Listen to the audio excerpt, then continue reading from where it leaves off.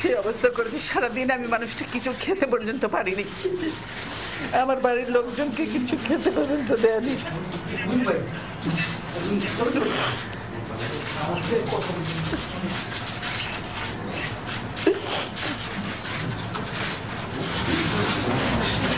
অথচ তারা মিথ্যা কথা বলছে যে আমি নিজে বাড়ি ছেড়ে বেরিয়ে এসেছি। এটা সম্পূর্ণ মিথ্যা কথা, বানোয়াট কথা। তারা জবরদস্তি ধাক্কা মেরে আমাকে বাড়ি থেকে বের করেছে।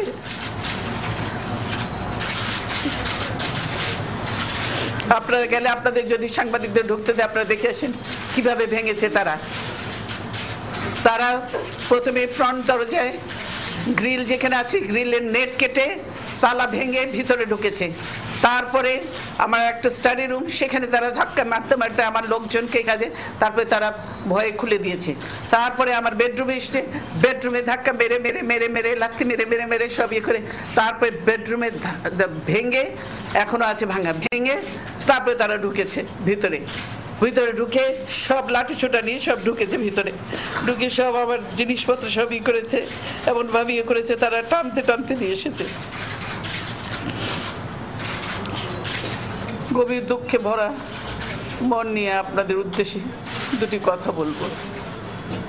আজ আপনারা দেখছেন কিভাবে রাষ্ট্রীয় সন্ত্রাসের মাধ্যমে আমাকে শহীদ স্মৃতি বিজড়িত বাড়ি থেকে উচ্ছেদ করা হয়েছে।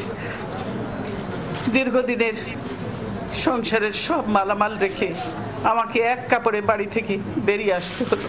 আজকে যেভাবে আমাকে অপমান করা হয়েছে, ঘরের দরজা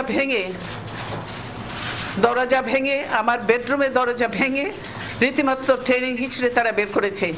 এবং এমনভাবে বলছে যে পুরুষ মানুষ এমনভাবে বলছে যে জোর করে ওনাকে উঠিয়ে নিয়ে আসেন, জোর করে দরকার হলে ওনাকে কোলে উঠিয়ে নিয়ে আসেন। এরকম ভাবে একটা সরকারের এই আচরণ। ওনারা ধাক্কা দিয়ে আমাকে গাড়িতে উঠিয়েছেন। আমাকে সব নিয়ম নীতি উপেক্ষা করে নজিরবিহীন ভাবে বলপূর্বক উচ্ছেদ করা হলো। এতে মহামান্য আদালতের সম্মান, অভিপ্রায় ও ভাবমূর্তিকে জঘন্য পন্থায় পদদলিত করা হলো।